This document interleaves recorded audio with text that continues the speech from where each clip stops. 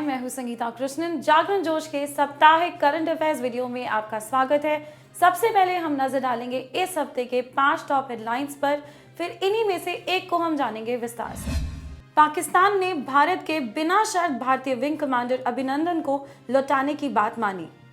पूर्व न्यायाधीश DK जैन को BCCI का पहला लोकपाल नियुक्त किया गया। EPFO ने PF की ब्याज दरों में 0.10% की बढ़ोतरी की घोषणा की। सुप्रीम कोर्ट का बड़ा फैसला, बिहार सिविल सेवा के नियम 5A को किया निरस्त। पुलिस सेवाओं के बारे में जानकारी जुटाने हेतु ऑल इंडिया सिटीजन सर्वे करने की घोषणा।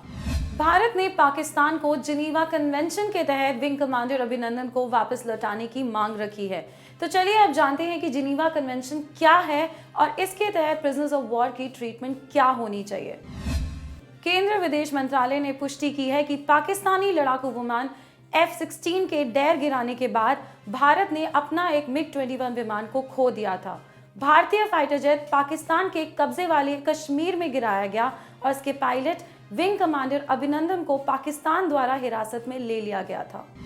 जब सोशल मीडिया में प्रसारित किए जा रहे IF पायलट की वीडियो फुटेज की खबरें आई, तब MEA ने एक बयान जारी किया जिसमें भारत ने अंतर्राष्ट्रीय मानवीय कानून और जिनीवा कन्वेंशन के सभी मानदंडों के उल्लंघन पर कड़ी आपत्ति जताई।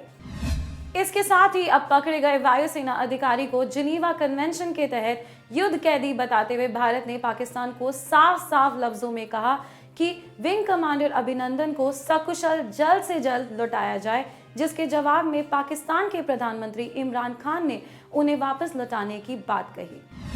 अब इसके बाद हमारा ये जानना महत्वपूर्ण हो जाता है कि जिनीवा कन्वेंशन क्या है, जिसके तहत भारत ने वायुसेना अधिकारी के लौटाने की मांग रखी है।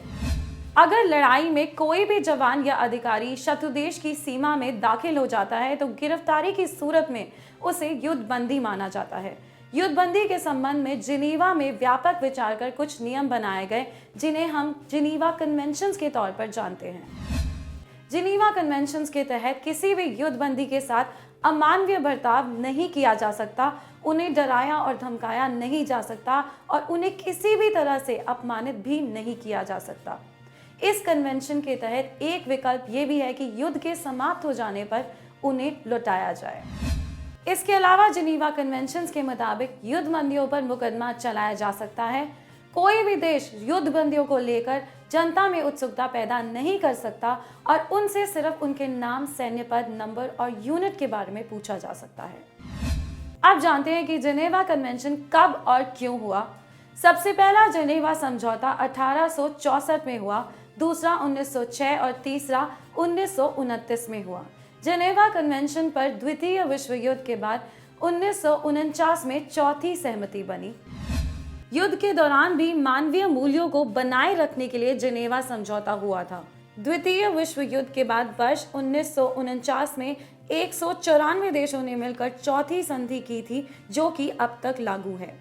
इसमें युद्धबंदियों के अधिकार तय किए गए हैं और उनके खिलाफ मुकदमा भी इन्हीं नियमों के तहत चलाया जा सकता है। जिनेवा कन्वेंशन की खास बातें। जिनेवा कन्वेंशन के तहत घायल सैनिक की उचित देखरेख की जाएगी।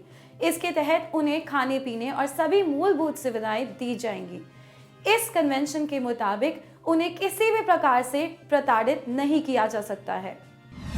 किसी देश का सैनिक जैसे ही पकड़ा जाता है, वह इस कन्वेंशन के तहत आ जाता है। इस कन्वेंशन के मुताबिक किसी भी युद्धबंदी को डराया और धमकाया नहीं जा सकता है और उनसे उनके जन्म, जाति और धर्म के बारे में भी पूछा नहीं जा सकता है। सामान्य तौर पर दुनिया के ज्यादातर देश जिनेवा कन्वेंशन का सम्मान करते रहे हैं।